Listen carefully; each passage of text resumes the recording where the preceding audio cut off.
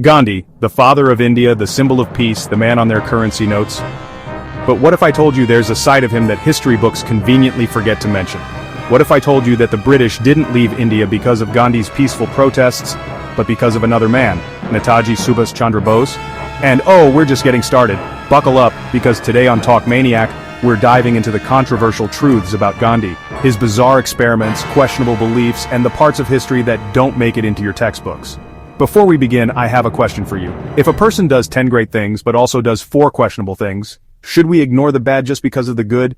Think about it, watch the full video and let me know in the comments. Alright, let's start with one of the weirdest things you'll ever hear about Gandhi. You've probably seen this picture before, Gandhi with 2 young women. Looks innocent, right?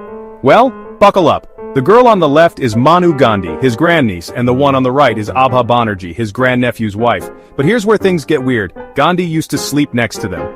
Naked. And not just them. He also did this with his personal doctor, Sushila Nayar. Why? Because he wanted to test his self-control. Imagine if your grandpa said, "Hey, let's test my willpower by sleeping naked with young women." You'd call the cops, right? But Gandhi didn't stop there. In his ashrams, boys and girls were allowed to bathe together, but, plot twist, physical relationships were strictly forbidden. Married couples weren't even allowed to sleep together, but Gandhi, oh, he had his own rules. Now let's talk about something even more controversial. Gandhi's views on women. Some of his statements might shock you. He once suggested that a raped woman's honor was lost, which many see as victim blaming. He also believed menstruation was a result of impure thoughts. My guy really said, "You're on your period? That's because you have bad thoughts." Science left the chat. Now, were these just the outdated views of a man from another era? Maybe. But the question is, should we just brush them off or should we talk about them? Now, let's get into another controversial topic. Was Gandhi racist? The short answer? Well, let's look at the facts. When he lived in South Africa, Gandhi once described black Africans using a word that is now considered offensive. He also believed Indians were superior to them. And guess what? In 2018, students at the University of Ghana literally removed a Gandhi statue because they said he was racist. They were like, "Nah, we don't want this dude's statue here."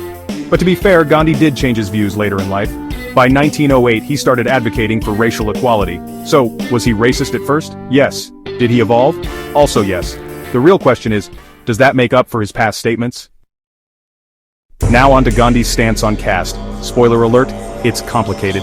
In 1932, B.R. Ambedkar, the leader of Dalits, fought for a separate electorate for untouchables so they could have their own political representation. The British agreed, but guess who didn't? Gandhi. He was so against it that he went on a hunger strike to stop it.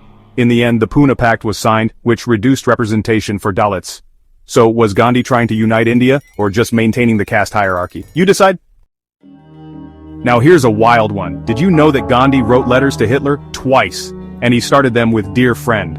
I mean, imagine writing "Dear Friend" to one of the most evil men in history.